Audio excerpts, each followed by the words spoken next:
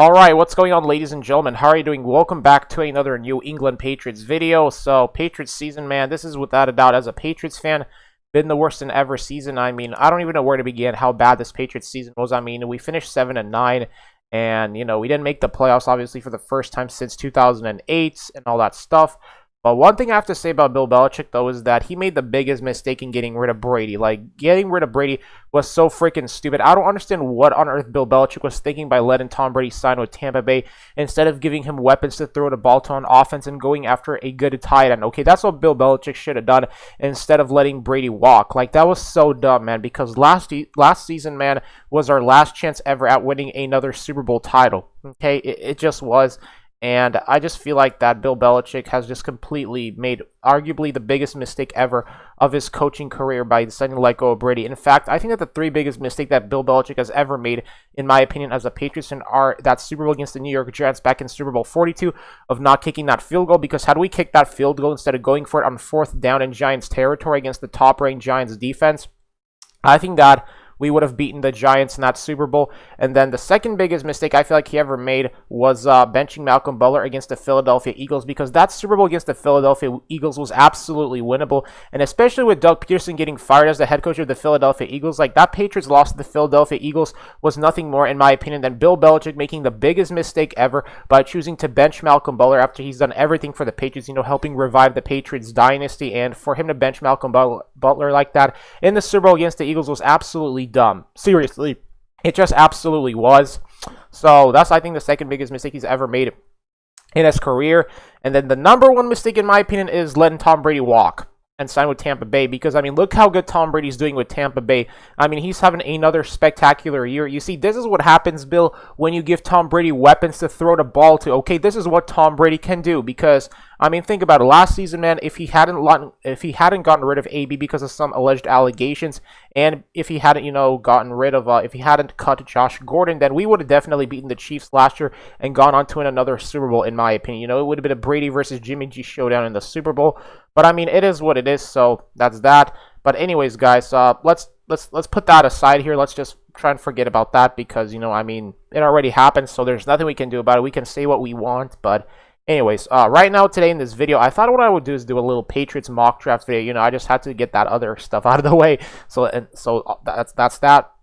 But anyways, with the Patriots mock draft, since we have the 15th overall pick in the NFL draft this year, I personally think we should go after that tight end out of the University of Florida. And his name is Kyle Pitts, because I looked at Kyle Pitts' highlights, and, man, he looks really good. Like, he can be another great tight end like Gronkowski, in my honest opinion, because he's got that exact frame like how Gronkowski did with the Patriots. And I saw his ability just to jump high for a deep ball. So all I have to say is, if he's still available by that time we have the 15th overall pick, when it's going to be our time to select, then that's when I think Bill Belichick should go after Kyle Pitts, because, say that we do keep Cam Newton for the 2021 NFL season, I think we can also take into consideration that maybe, the reason why Cam didn't have such a good year with the Patriots was because, he couldn't practice because of the pandemic, and because he didn't have any weapons to throw the ball to. I mean, we had the worst receiving corps in the NFL this season, okay? Our best receiver was 34-year-old Julian Edelman, okay? Who I wouldn't be surprised if he left in free agency this season, this off season. So